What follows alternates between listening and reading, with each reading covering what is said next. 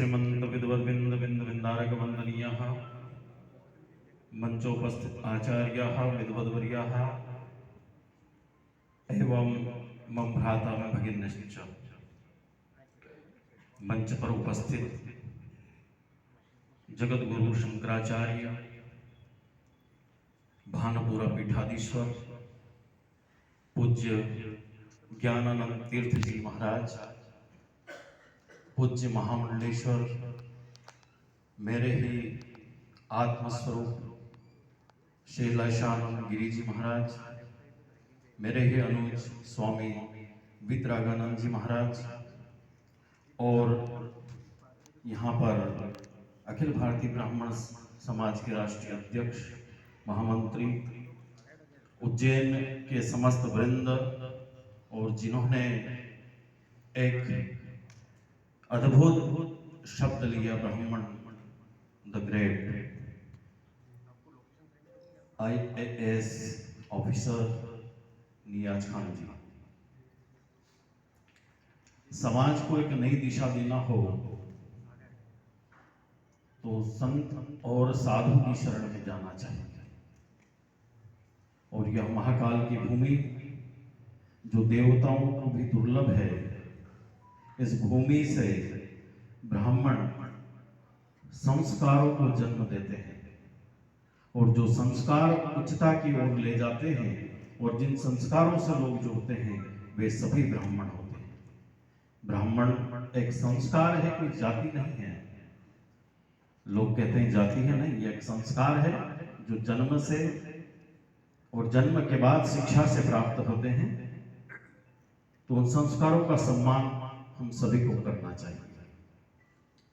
इस सनातन धर्म की नींव रखे हुए और इस सनातन को संजोए रखने में जिन संस्कार बीजों का अवधि हुई है 1,97,29,49,122 वर्ष पहले इस द ग्रेट ब्राह्मण का जन्म हुआ, संस्कारों का जन्म हुआ, यहीं से सनातन का जन्म हुआ, यहीं से भगवा का जन्म हुआ।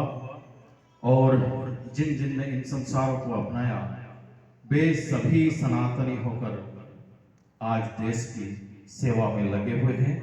हमें इस बात का गर्व होना चाहिए कि ब्राह्मण सदैव सेवा, संस्कार और शक्ति का प्रतीक रहा है। ब्राह्मण सुदामा भी है तो परशुराम भी है, ब्राह्मण रावण भी है, लेकिन उसको पूजा नहीं गया क्योंकि जो संस्कारहीन हो जाता है उसे हम स्वीकार नहीं करते।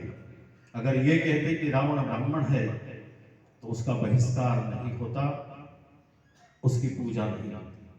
तो निश्चित मानिए जो संस्कारों को जन्म देते हैं वही श्रेष्ठता की ओर जाते हैं।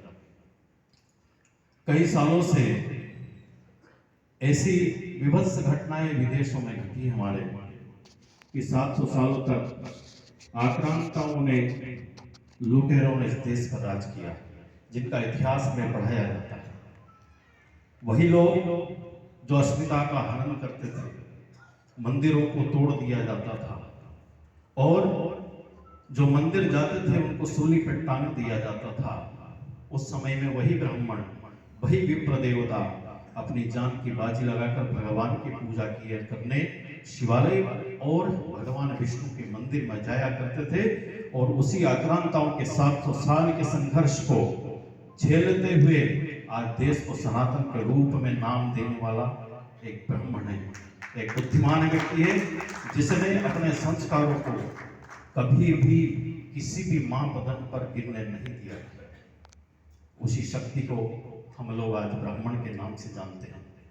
सुबह जल्दी उठना, संध्या वंदन करना, अपने बच्चों को पढ़ाना, शिक्षा देना, गुरुकुल में पढ़ाना, वेदों को पढ़ना और संध्या के समय में अपने 5 ऋषियों का तर्पण करवाना अगर कोई जानता है और करवाता है तो निश्चित मानिए वो ब्राह्मण ही है जिसने इस सनातन धर्म को और हिंदुओं को जोड़ कर रखा है। किसी से साथ कोई भेदभाव न करे, सबके पिंडदान हमारा ब्राह्मण हमारा पंडित, हमारा विप्र, हमारा पुरोहित घाट पर करवाता है, कोई भेदभाव नहीं करता। इसे सिर्फ प्रचलन में लाने के लिए कुछ राजनीतिक तत्वों ने एक विद्रोह के रूप में खड़ा कर दिया गया, जो सबको समेट कर चले, जो सबको परिवार के रूप में माने और सभी को सम्मान करे, वही सनातनी होता है, वही ब्राह्मण होता है। मैं पुनः पुस्तक के लेखक को बहुत साधुवाद प्रेषित करता हूँ। यहाँ उपस्थित हुए सभी विप्रजनों को प्रणाम करता हूँ, क्योंकि कहा है अग्निमिडे पुरोहितम जगनश्च देव ऋतिजम होतारम रत्नधातुमम। अग्नि से उत्पन्न और तेज से उत्पन्न हुए हम सभी भगवान सूर्य की रश्मियों को देदीप्यमान करते हैं। जब एक श्रेष्ठ कुल में उत्पन्न हुआ वेद पाठी ब्राह्मण जब संध्या वंदन करता है, गायत्री का अनुष्ठान करता है, तो उसी के तेज से सूर्य देदीप्यमान होता है, सूर्य का तेज बढ़ता है। तो आपके तब से सदैव सूर्य तपता रहे और यह सनातनियों का राष्ट्र एक सूत्र में बंधा रहे और समरसता के सूत्र में बंधकर आगे बढ़े, विश्व गुरु बने। यही मेरी कामना है, यही मेरी एक विशेष भगवान महाकाल से प्रार्थना है। हम सब मिलजुल कर इस देश को आगे बढ़ाएं और समरसता के रूप में छुआछूत को हम नष्ट करें। हम सब एक पिता की संतान हैं और एक ही को मानते हुए आगे बढ़ें। जय श्री महाकाल, जय माता।